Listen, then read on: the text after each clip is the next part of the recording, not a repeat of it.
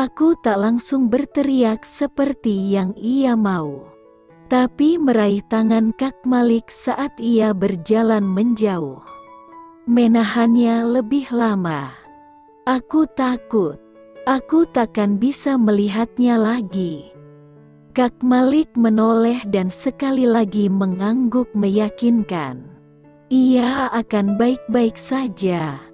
Lalu Kak Malik berdiri di jendela kamar. Masih memandangku sekali lagi sebelum melompat dan menghilang di kegelapan malam. Aku berteriak sekuat tenaga seperti yang disuruh Kak Malik. Meminta perhatian semua orang. Tak sampai semenit, Mas Doni masuk dan memegang tanganku. Disusul Kak Devira. Beberapa satpam serta perawat yang berlarian masuk. Tanganku mengarah pada jendela yang dibiarkan terbuka. Mereka pun berhamburan memeriksa. Sementara aku berpura-pura menangis ketakutan. Mas Doni melepaskan pegangannya dan menyerahkanku pada Kak Devira. Ia juga keluar dari kamar. Entah kemana. Dalam pelukan Kak Devira, aku menangis sesegukan. Bukan karena takut, tapi karena aku bahagia sekaligus khawatir. Apapun yang terjadi, aku ingin Kak Malik kembali. Kak, aku mohon kembalilah segera, aku percaya padamu. Sangat percaya. Pesawat kami akhirnya tiba di Jakarta. Ibu sudah menunggu di Bandara Soekarno-Hatta. Tadinya ibu akan menyusulku, tapi aku memaksa ibu menunggu di sana. Untungnya ibu tak bertanya apapun. Ia mengikuti keinginanku meski aku tahu ia baru tiba beberapa jam dari Sydney. Tapi perjalanan ini tak semudah melenyapkan rasa gatal karena digigit nyamuk. Aku justru ketakutan saat masuk pesawat. Trauma kecelakaan itu ternyata membekas. Untuk menghindari hal-hal tidak diinginkan, aku setuju untuk minum obat penenang dan tertidur sepanjang perjalanan. Begitu bertemu ibu di lounge, aku langsung menuliskan sesuatu di tisu yang ada di atas meja. Bu, Kak Malik is on a mission. The GPS necklace, did you know? TN, Kak Malik sedang dalam misi. Kalung GPS itu, apakah ibu tahu? Ibu diam menatapku sebelum mengangguk. Setelah itu ia mengambil tisu lain dan menulis. Ibu urus semua. Kami ada cara-cara. Kamu tidak usah diskusi lagi. Setelah kepalaku mengangguk, ibu mencelupkan kedua lembar tisu itu ke dalam gelas kopinya yang masih ada separuh. Aku mengerti.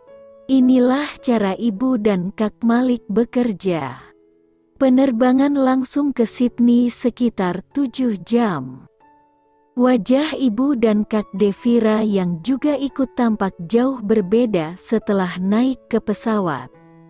Ada ketegangan yang jelas terlihat. Tak seperti keberangkatan sebelumnya. Aku jauh lebih tenang. Earphone terpasang di telingaku sepanjang perjalanan.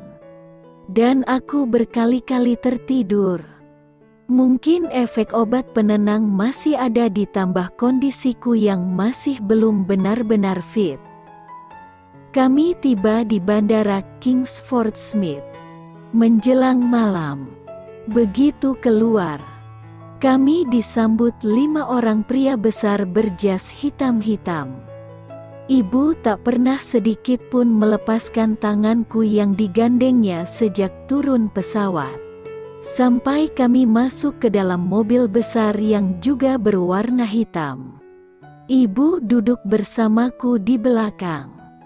Sementara Kak Devira di depan bersama supir.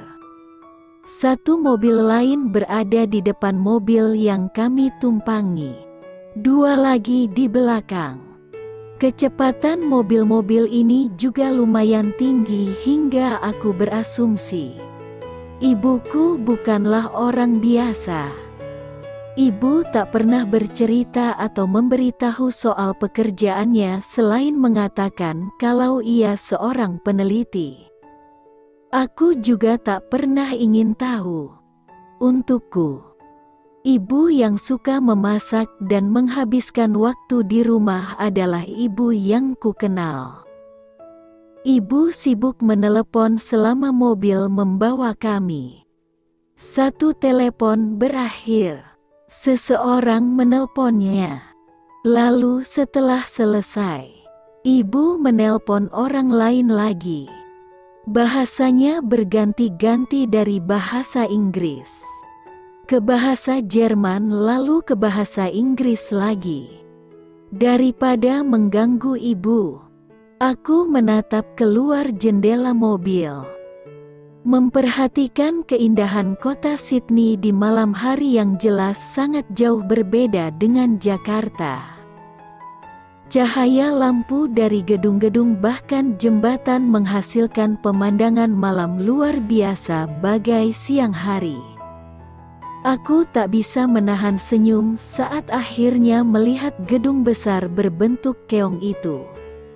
Sydney Opera House.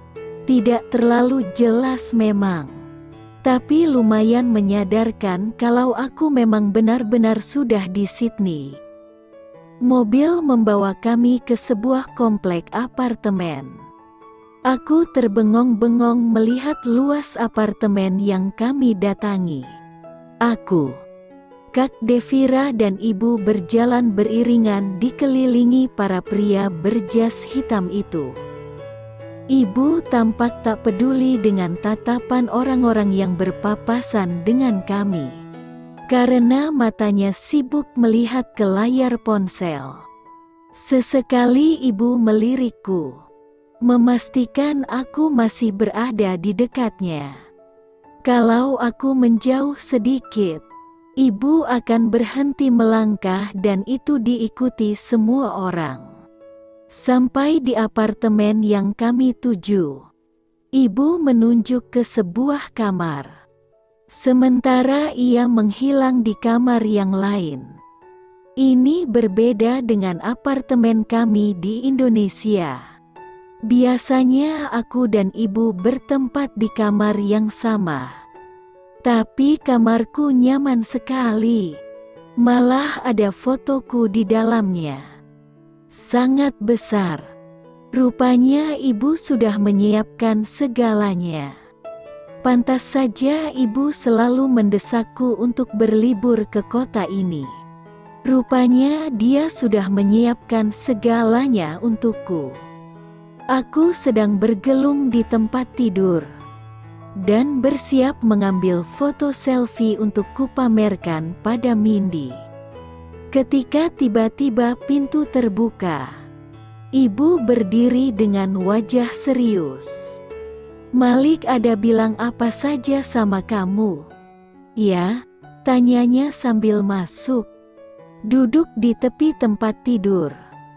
Aku juga duduk. Mengingat lagi. Cuma bilang kalau dia gak bakal bohong sama ayah. Terus dia bilang Ernie itu kliennya dan Ayari bukan. Terus dia bilang harus pergi. "Udah Bu, gitu aja," tuturku cepat. Aku tahu waktu sangat krusial bagi pekerjaan ibu dan Kak Malik. Jadi walaupun singkat, aku harus segera menyampaikan semua yang ku tahu. Ibu menatapku cukup lama sebelum menunduk dan memberikan sebuah perangkat seperti ponsel padaku. Menunjukkan layarnya. "Malik ada di Jerman, Berlin." "Hah? Kok bisa?" tanyaku bingung. Layar perangkat itu menampilkan spot bulat merah dengan peta kecil yang tak kukenal. Apa ini di Jerman? Apa kamu tahu kalau selama 5 tahun ini dia sedang mengejar dan menangkap kepala kelompok yang menculikmu dulu? Tanya ibu lagi.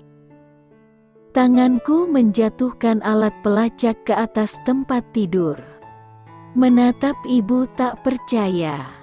Melihat ekspresiku, wajah tegang ibu mengendur. Kamu kenal Ernita? Aku mengangguk. Tentu saja. Dia istri Kak Malik. Nama asli itu perempuan Edith Bauman.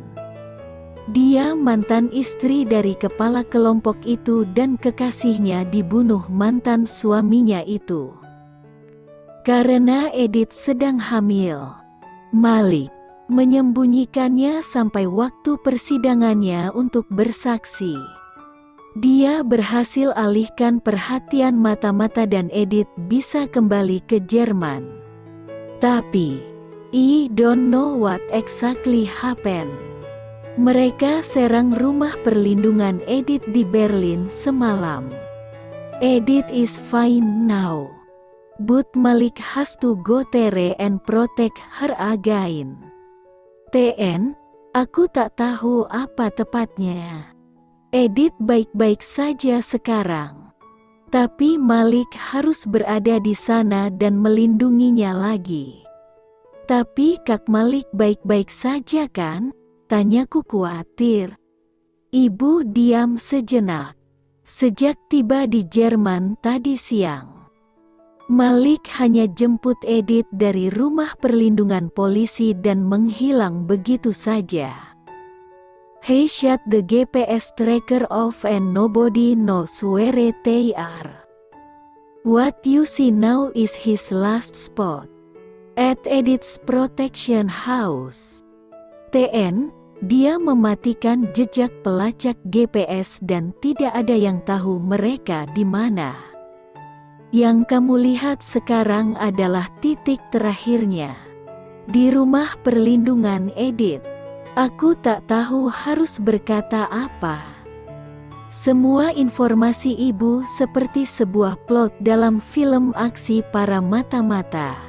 Sungguh sulit ku percaya. Tapi mengetahui kalau 5 tahun ini Kak Malik terus berusaha menumpas gerombolan penjahat yang pernah menyakitiku.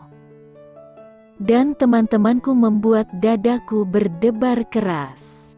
Sementara aku menikmati hidup nyaman bersenang-senang bagai tak ada masalah. Mataku mulai basah. Tapi bibirku berucap pelan. He'll fine. Bu, he will find. He will come back.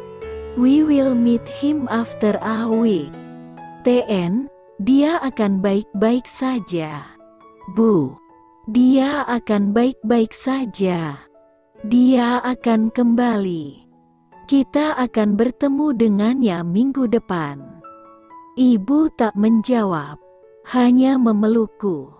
Saat ini hanya inilah yang kuinginkan. Berada dalam pelukan ibu dan berdoa. Semoga Kak Malik kembali padaku dalam keadaan baik-baik saja.